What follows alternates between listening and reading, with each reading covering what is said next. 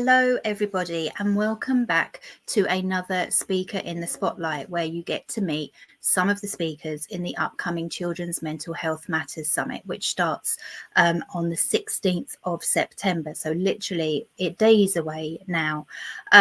The tickets are completely free, and you can get them from our website, which is children'smentalhealthmatterssummit.co.uk. But I am very excited for today's speaker because we have the amazing Eva Abley with us. So let me welcome her. Hello, Eva. Hello, how are you? I'm good, thank you. How are you? I'm very well, thank you for asking. Thank you. How has your day been? Really good, thanks. I've been out with my carer. What about you? Awesome. I've just been organising stuff for the summit today, but we have had sunshine, which is unusual. So it's been nice. It's been freezing cold by us. Oh, well, it's normally raining all the time where I am, so it makes a change to get some sun. So thank you so much for your time today. I really do appreciate it because I know how busy you are. And first of all, I just wanted to just hand over to you really, and just for anyone who doesn't know you, just to give us a little introduction to who you are, if that's all right.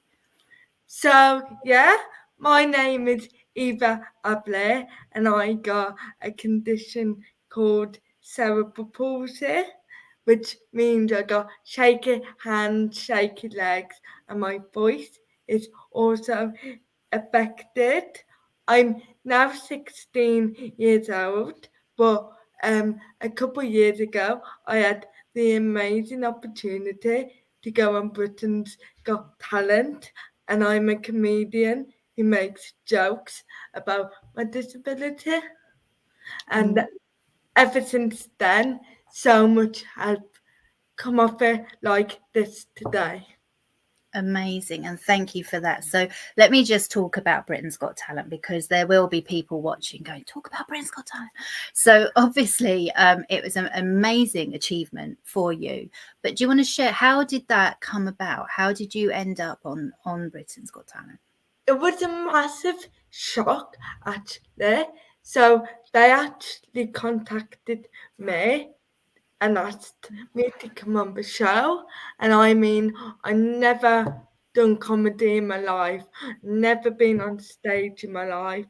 All I did was posted a video on Instagram of me telling a joke. We were on holiday when I did it, and they messaged me saying we were like to come on the show, we would give you all the support, which they didn't, but yeah. And then but at first I ignored everything, all the message, thinking it's the hoax. But then they found my mum through the internet and found my mum, and then we knew, okay, they really want us to go on. And then it all went to there, and eventually I found myself fifth in the final. Yeah, and what an amazing achievement for, obviously you were 14 then, and that must have been a lot to take in, actually, at that age. That must have been a lot to try and adapt to and get used to. Yeah, at the time though, I think Britain's Got Talent gave me the courage I needed, because a month before that I wouldn't even put my hand up in class because Wow.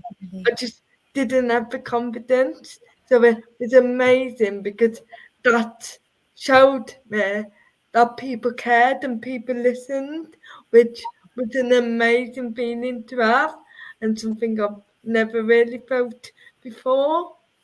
That's amazing. That is amazing, and congratulations on that. And I will sort of go back and forward in time with that bit. But for those watching as well, another question I know people have is, what is Simon Cowell like?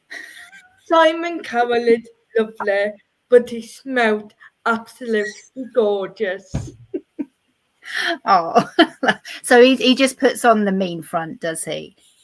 Definitely. Obviously, people do have different stories, but he was lovely to me. And I know some people would say different Of course. than Yeah. me because he did treat other people different there. But to me, it was absolutely amazing. Oh, that's awesome. And who was your favourite judge? I really like David Williams, but unfortunately, he's not in Britain's Got Talent anymore. Um, but I do like Anton Deck. You like Anton Deck. Yeah. Awesome. Brilliant. So moving on from the Britain's Got Talent, obviously you said you posted a video on Instagram, so, and you said you also said you wouldn't put your hand up in class. So was comedy your let out? Was that your thing that you discovered you could do to let out your feelings, or was it literally just a spontaneous thing that you did and then it grew? It was literally like just something any kid on my age would have posted on Instagram.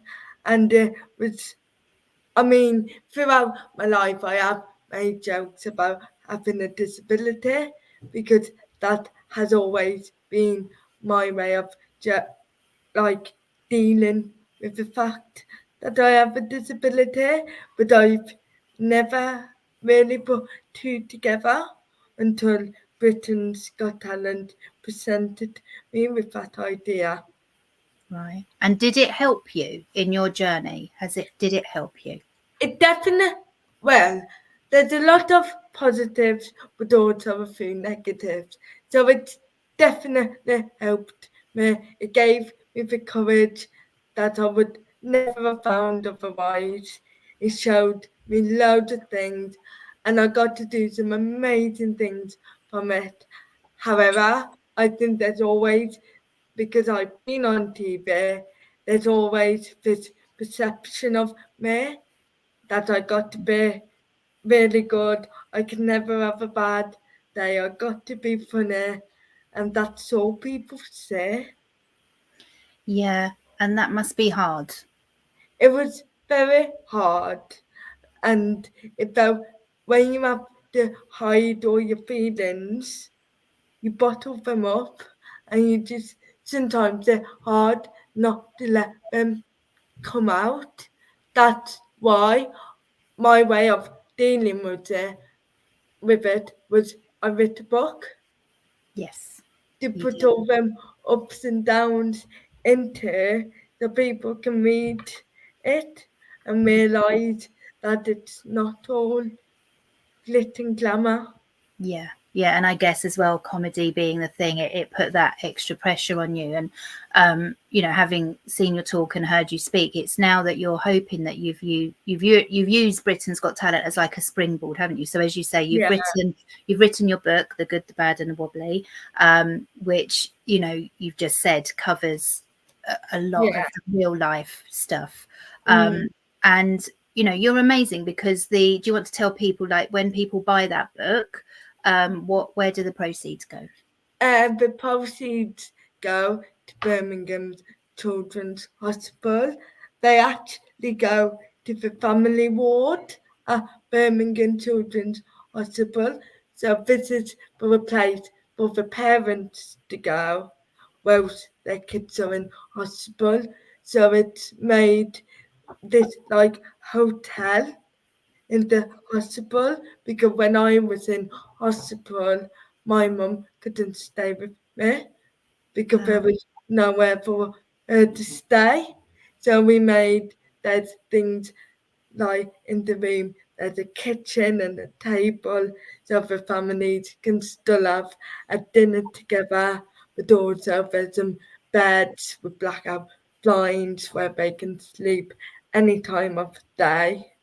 And even though people don't realise how much it affects the parents as well, so yeah, it's really nice to include the parents in what we yeah, do. yeah, that's amazing. And that's, you know, you can get, so your website will be with the interview, but you can get the book from I believe if you're in the UK you can order it from the website, but if Yes, you're outside of the UK, is it Amazon that's the best place? yeah. So Amazon, if you live outside the UK, you can get Amazon if you live in the UK, but they take so much of the book's money. Actually, sadly, none of that gets donated Right. because we still have to pay for the actual book itself to be sent and everything. But ordering off the website, most of the money goes to the hotspot. Amazing, amazing. So I will make sure that that link is there, and to be able to get more of an insight of you, I would really recommend people go and get that, and what a good cause it is as well. And so and another thing that Britain's Got Talent's done for you, so obviously you spoke about the confidence, because you're now sort of moving away from the comedy side of stuff, isn't it? You want to have more of an impact, don't you? So do you want to share with us what it is that you want to do sort of going forwards?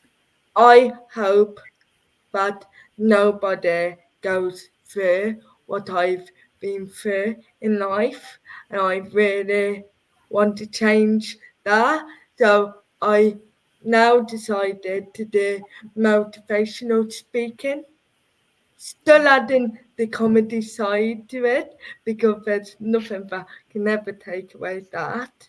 But I mainly go around primary schools and do talks about not just disabilities, about being different and how we need to be kind to everybody and just how we need to include everybody and the impact it has if we don't do that on somebody.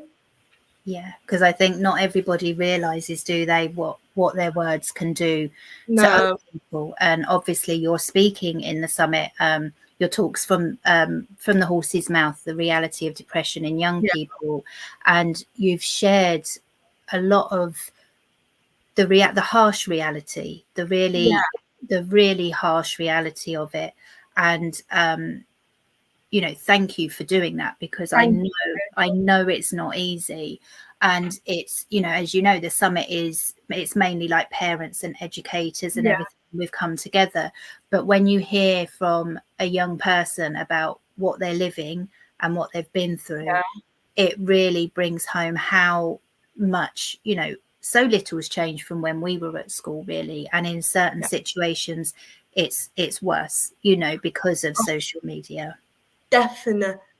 I recently had the opportunity to go and see Gillian Keegan, the head of education for the Yeah. UK. I mean, it was a really good meeting, but some of the things about school and people with disabilities did really shock me and really upset me about how the government was like treating people with disabilities, and I just didn't agree with it.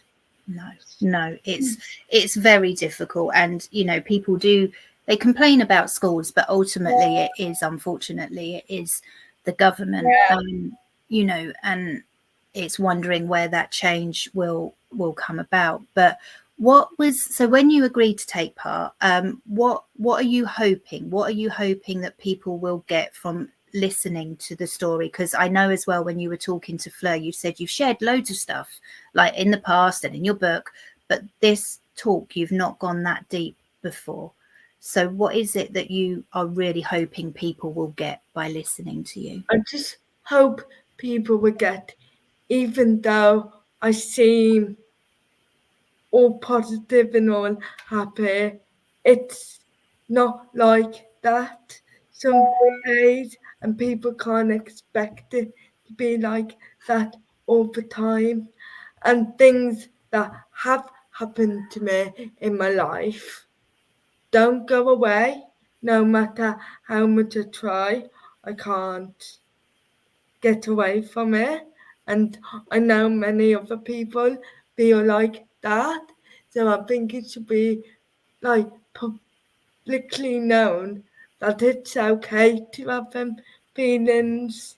Yeah, Yeah, it's okay to admit to them, and it's okay to Yeah, share them. And it's, you know, when you've been on the receiving end of harsh words, and you know, and you share, I won't give too much away, but you share that, you know, even the teachers were yeah, were were added to your bad experiences. mhm, And it takes a lot then for you to be able to rebuild, you know, your self-confidence and how you yeah. feel about yourself. Even rebuilding trust and going back into them environments again. So, like, I've been out of school for about 5 years now, and I did my GCSEs in a people referral unit for people who have been bullied at school. So going into college now is like a massive thing because I haven't had school life since like I was in primary school, and it's quite a scary world out there.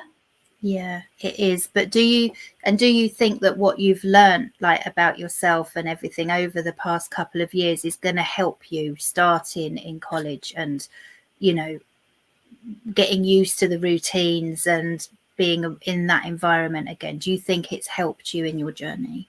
Yes, I think I definitely need to go back into that environment. I was ready a long time ago, but because of the school system, I wasn't allowed to go back into school. Right. They So, wouldn't let you back, right.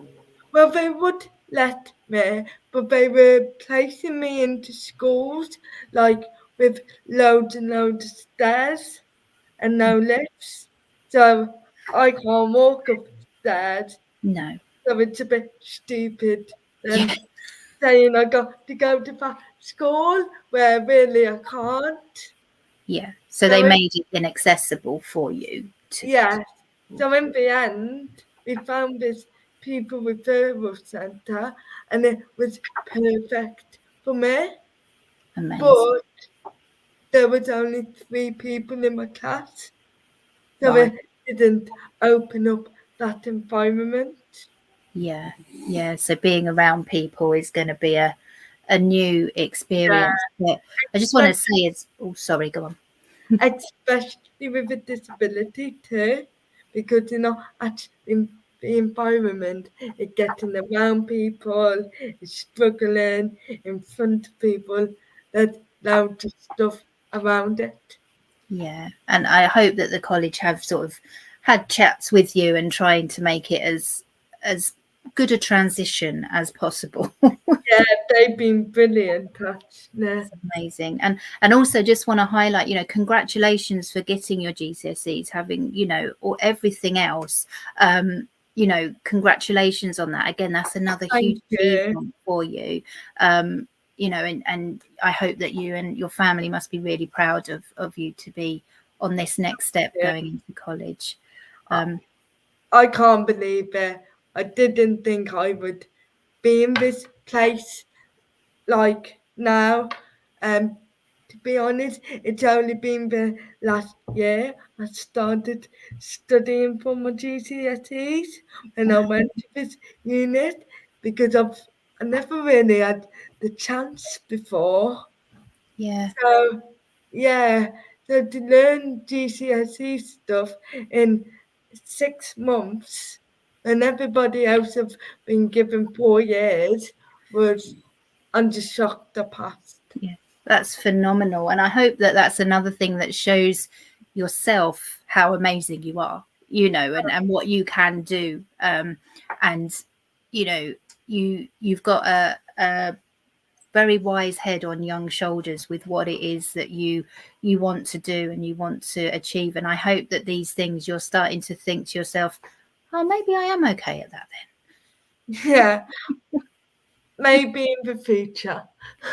It's, and again, it's about rebuilding everything, isn't it? And, Yeah, you know, I think that, you know, you are an amazing young lady, you really are. And the things that you have achieved and the things I can see you going on to achieve, you know, now you're already wanting to make those big changes and stuff. And people do listen to young people more than they listen to old people like me.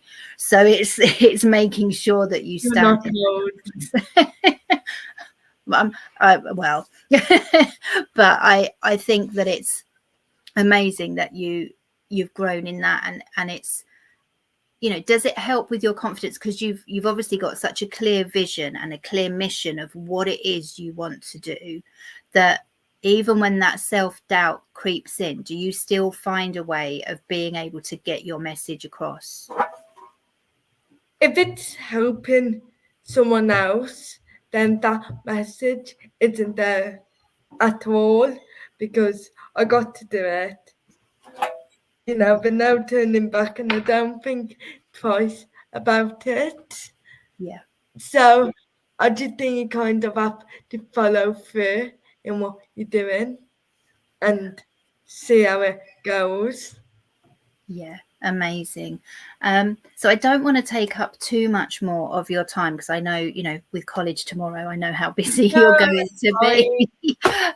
Is there anything else you wanted to share with the people watching here? Anything else you want to say?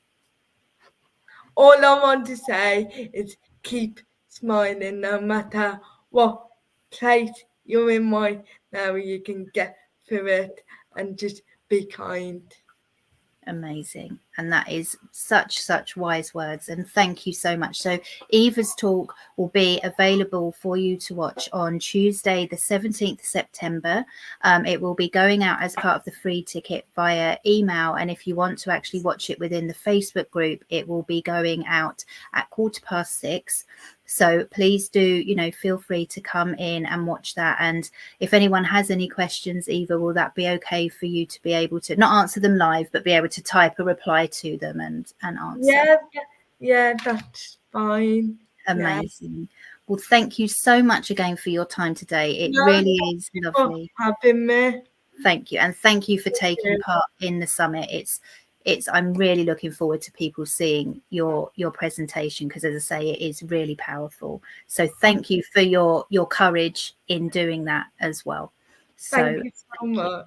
thank you. And yeah, thank you everybody. Good luck for college tomorrow, and I will see you all again soon. Take care everybody. Bye. Bye.